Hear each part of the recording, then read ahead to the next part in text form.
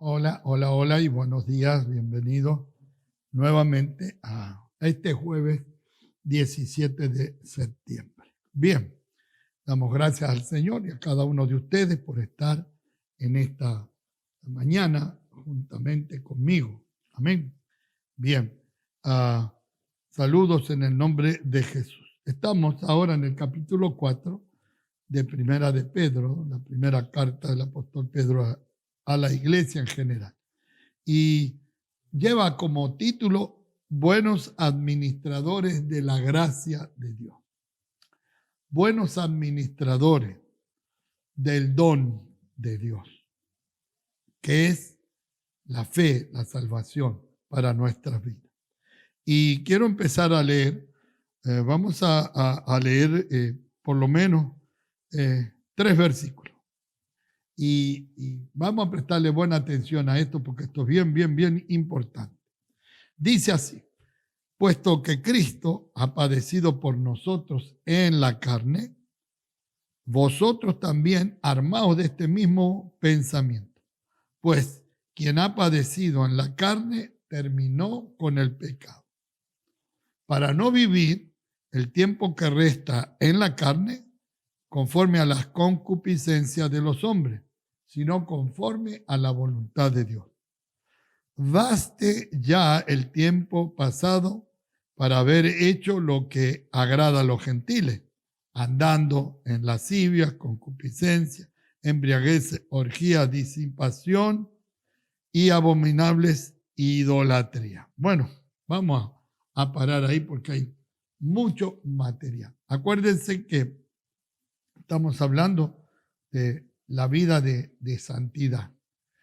Somos santos, hemos sido separados para la salvación y hemos sido separados para la vida eterna.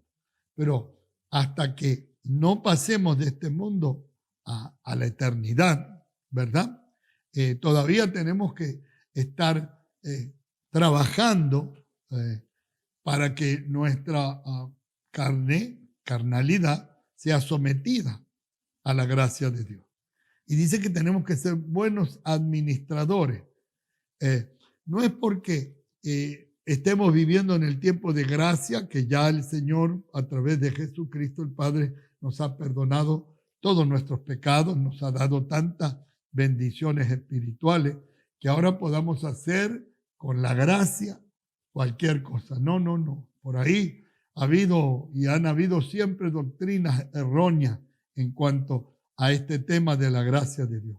Y no, la gracia de Dios lo único que puede hacer o lo que más puede hacer es acercarnos más a Dios. Y cuando uno se acerca más a Dios, dice la Escritura, acercarnos a Dios, acercarnos a la luz de su palabra. Cuando uno se acerca a la luz, dice Juan, ¿verdad? En el Evangelio dice que los que nos acercamos a la luz, el que se acerca a la luz, es para que sus obras sean expuestas, sean conocidas, sean reveladas.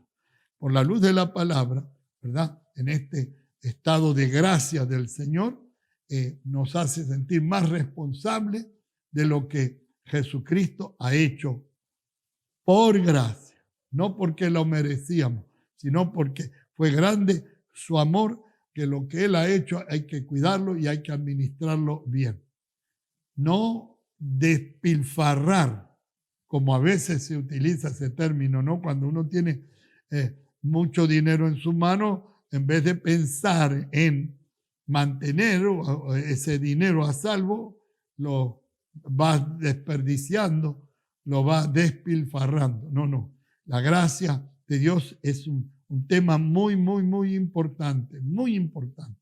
¿Por qué? Porque le costó a Jesucristo, aquí le dice, el padecer en su carne. ¿Te sabe que Jesucristo vino a esta tierra? El Padre envió a Jesucristo, se hizo hombre, pero mantuvo la naturaleza divina. Por eso no podía pecar. Pero sufrió en su cuerpo, sufrió tentaciones, ustedes saben, no solamente las 3 tentaciones que habla en el libro de Lucas, solamente, no fueron solamente 3 tentaciones. Acuérdense que cuando el diablo termina de tentar a Jesús, dice la Escritura, y lo dejó por un poco de tiempo.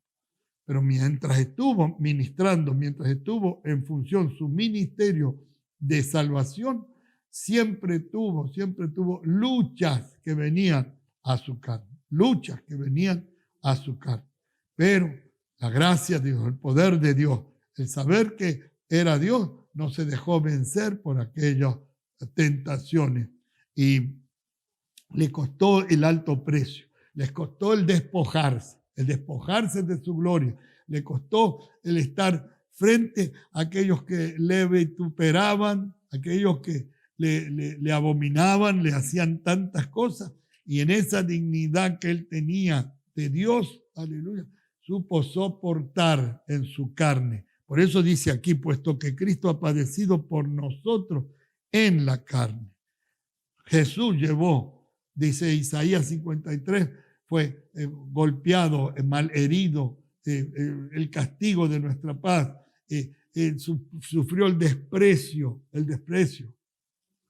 Usted sabe que no nos duele a nosotros, no nos ha dolido en algún momento algún tipo de desprecio que se haya hecho por nosotros. ¿Cuánto más Jesucristo, sabiendo que era Dios, el Hijo de Dios, porque el Padre y Él eran uno solo? ¿Cuánto tuvo que sufrir Jesús? Dice, padeció y venció con toda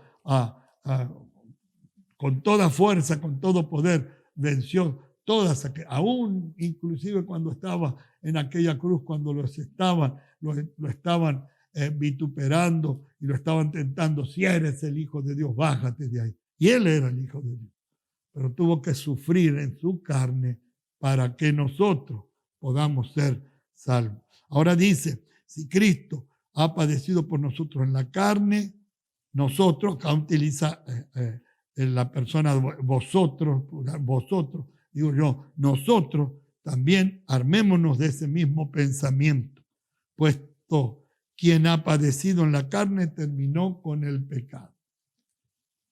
¿Se acuerdan que Pablo habla de muertos al pecado? Capítulo 6 de Romanos, muertos al pecado. Día tras día tenemos que considerarnos muertos al pecado porque Jesús llevó en su cuerpo de muerte todos nuestros pecados. Y tenemos que armarnos. No es fácil. El domingo pasado yo predicando dije que había que ser muy valiente para entrar en la fila de la fe, del evangelio, del reino de los cielos. ¿Por qué? Porque hay que ser muy valiente para decir que no. Y más en estos momentos. ¿Cuántas cosas vienen, verdad, a nuestro alrededor? Tenemos que pararnos y decir lo que dice el Señor en su palabra. Y hacer lo que dice el Señor. Y rechazar todas aquellas cosas que van en contra de la dignidad, ¿verdad?, del evangelio. Y dice, vosotros también armaos de este mismo pensamiento. Aquí, nuestra mente tiene que ser renovada. Pablo habla de la renovación de nuestra mente, que es un tema importantísimo y que a diario tenemos que nosotros, aleluya, por la palabra, renovarnos. Os ruego, dice Pablo en el capítulo 12 de Romanos, os ruego por la misericordia de Dios que presentéis vuestros cuerpos en sacrificio vivo, santo, agradable a Dios, que es vuestro culto racional. No os conforméis a este siglo. O sea, mi mente tiene que ser renovada por la palabra de Dios para no ceder a las presiones, a las tentaciones y a las cosas que el mundo nos está ofreciendo. Acuérdese, estamos en este mundo, pero no somos de este mundo. Jesús oró en el capítulo de Juan 17. Jesús dijo, Padre, no te pido que los quites del mundo, más que los libres del mal. Y ahí estamos en esa renovación completa y total que queremos y tenemos que ir logrando. Dice, pues quien ha padecido en la carne terminó con el pecado. Muertos al pecado. Un muerto no escucha, no huele, no gusta, no ve, no palpa. Muertos al pecado.